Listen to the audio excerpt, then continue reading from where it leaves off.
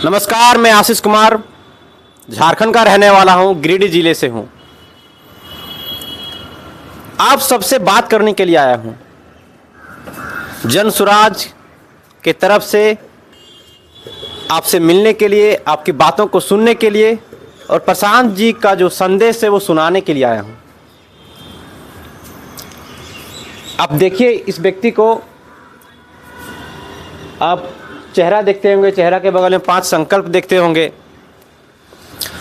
उन 5 संकल्पों को बताने के लिए आया हूं। आपको पता ही है कि पिछले 2.5 बरस से यह आदमी पूरा बिहार गली गली, रास्ते रास्ते घूम रहे हैं, वो भी पैदल, बिना थके, बिना हारे। ये वही प्रशांत किशोर जी हैं जो 1 नहीं, 2 नहीं, 10 मुख्यमंत्रियों को भी सत्ता दिलाने में मदद की है, एक प्रधानमंत्री को भी जिताने में मदद की है। आप लोग सोचते होंगे कि आखिर क्या कारण है कि जो व्यक्ति मुख्यमंत्री के साथ काम करते हैं, प्रधानमंत्री जी के साथ काम करते हैं, वो बिहार का गली गली में घूम रहे हैं। कारण ये है कि जिस समय वो काम कर रहे थे पार्टी के लिए, नेताओं के लिए, तो उन्होंने उस समय पाया कि जनता वोट करती है नेता को, पार्टी को, लेकिन उन्होंने देखा कि जिस लिए वोट करती है वो काम तो नेता और पार्टी करते नहीं है। सरकारें बन जाती है, नेता जीत जाते हैं, लेकिन वो काम करते नहीं हैं। आखिर क्या कारण है कि बिहार की समस्या जो 50 साल पहले थी वो आज भी है? कहीं ना कहीं 50 साल के पहले जो समस्याएं नहीं थी वो समस्याएं भी आज हैं, बढ़ गई हैं समस्याएं। उन्होंने ये पाया कि बिहार के लोग अपनी समस्या के लिए वोट नहीं करते हैं। आप सब अपनी सड़क बने, रोड ठीक हो, इसके लिए वोट नहीं करते हैं। स्कूल ठीक हो, पढ़ाई ठीक ढंग से हो, इसके लिए वोट नहीं करते हैं। इसीलिए वो यही चीज़ बताने के लिए वो 2.5 बरस से पूरा बिहार घूम रहे हैं कि आप अपने बच्चों की शिक्षा के लिए, अपने घर के लड़के जो बाहर कमाने जाते हैं वो बिहार में उनको रोजी रोजगार मिले, इसके लिए घर की महिलाएं हैं, उनके रोजगार के लिए, पेंशन की समस्या जो है उसे ख़त्म करने के लिए, इन्हीं सब बातों को बताने के लिए वो पूरा बिहार घूम रहे हैं। और इसी बात को लेकर के हम जन सुराज के माध्यम से आपको बताने के लिए आए हैं, आपके साथ साझा करने के लिए आए हैं। जब प्रशांत जी घूम रहे थे तो वे बहुत सारी समस्या उन्होंने देखी, बहुत सारी चीज़ों से उनका परिचय हुआ, बहुत सारे लोगों से वो मिले, और मिलने के बाद उन्होंने तय किया कि बिहार में 5 बड़ी समस्या है। पहली समस्या है कि घर के जो आपके घर के बच्चे हैं वो बाहर चले जाते हैं कमाने के लिए। दूसरी समस्या उन्होंने देखी कि आपकी जो पेंशन है वो कम है, ये पेंशन पर्याप्त नहीं है। तीसरी चीज़ उन्होंने पाई कि महिला है वो घर के काम तो करती हैं, यदि उनके लिए व्यवस्था कर दिया जाए, सरकार उनके लिए सोचे, तो वो भी कुछ पैसे कमाई कर सकती है। चौथा वो उन्होंने देखा कि यदि शिक्षा को ठीक कर दिया जाए तो बिहार का भविष्य बहुत उज्जवल होगा। 5वां है किसान के लिए।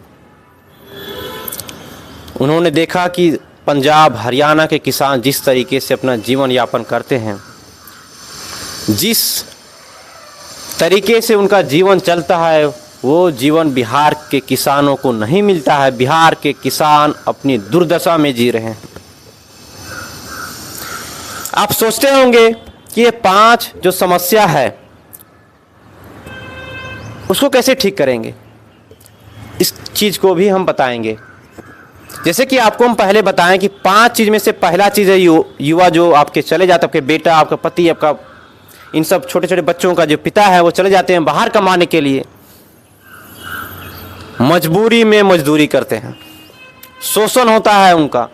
8 घंटे के जगह में 12 घंटा उनसे काम किया जाता है, कराया जाता है। ऊपर से गाली के रूप में साला बिहारी कह दिया जाता है। समय पर मजदूरी नहीं मिलता है।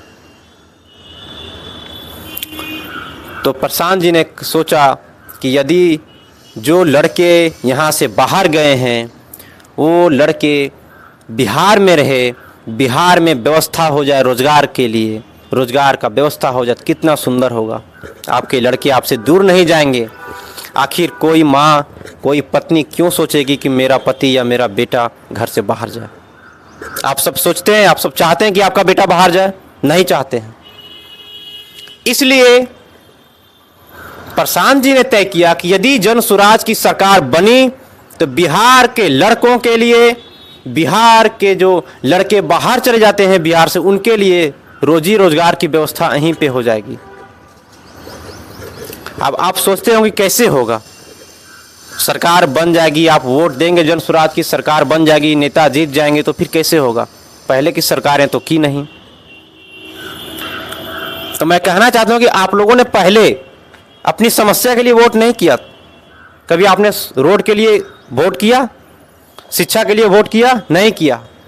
आपने अपनी जाति देखी, अपना धर्म देखा, अपना जो गांव समाज है वो देखा, अपना रिश्तेदार देखा, अपना पड़ोसी देखा, इसलिए आपने वोट की थी। आपने कभी नहीं वोट की थी कि सड़क ठीक हो जाए, स्कूल ठीक हो जाए, हॉस्पिटल ठीक हो जाए।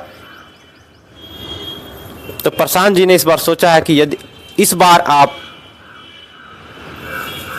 उन लोगों के लिए वोट करेंगे जो बिहार के बाहर चले जाते हैं और गाली खाते हैं, अपमान सहते हैं, शोषण होता है उनका, उन लोगों के लिए वोट करेंगे। तो रोजी रोजगार की व्यवस्था इस तरीके से होगी कि जन स्वराज की सरकार बनने के बाद जो क्रेडिट डिपॉजिट रेशियो है, सीडी रेशियो, उसको बढ़ा करके 80% कर दिया जाए।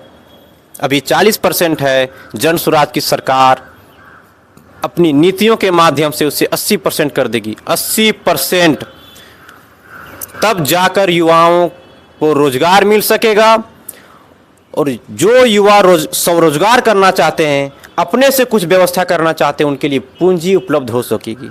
उनको उनका जो एक समस्या कि उनके पास पैसा नहीं है अपना व्यवसाय चालू करने के लिए, वो पैसा दिए मिल सकेगा।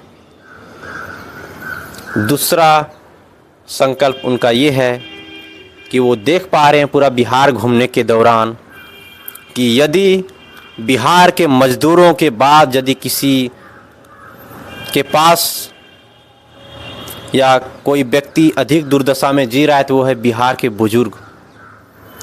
बिहार के आप सब जिनका उम्र 60 साल से अधिक है,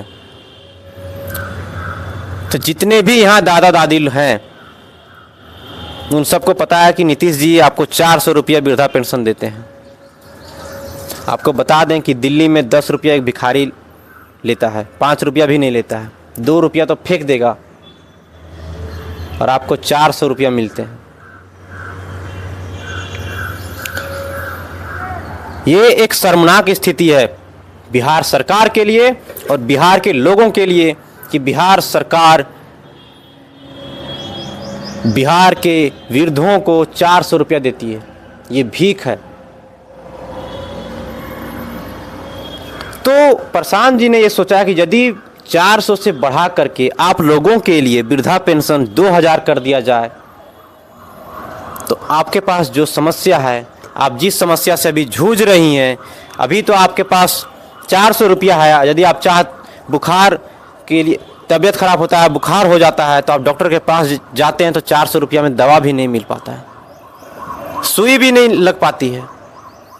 यदि इसको बढ़ा करके 2000 कर दिया जाए तो आप डॉक्टर से अपना जो बीमारी उसका इलाज करा सकेंगी, चाय पानी का व्यवस्था हो सकेगा।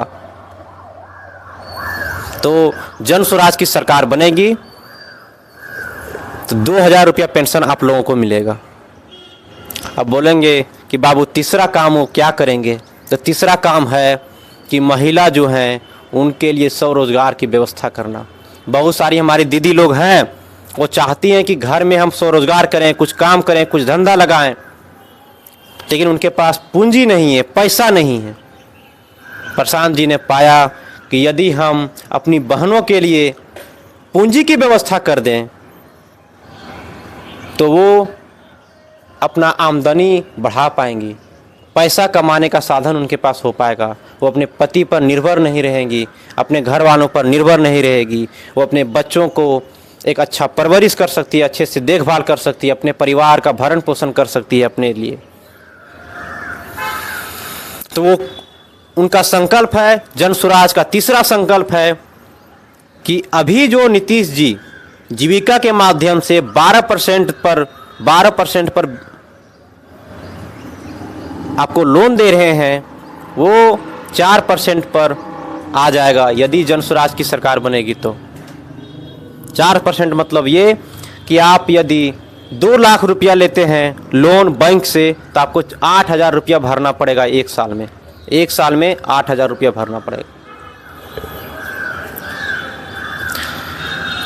तो इससे क्या होगा कि आप रोजगार कर सकेंगे अपने लिए।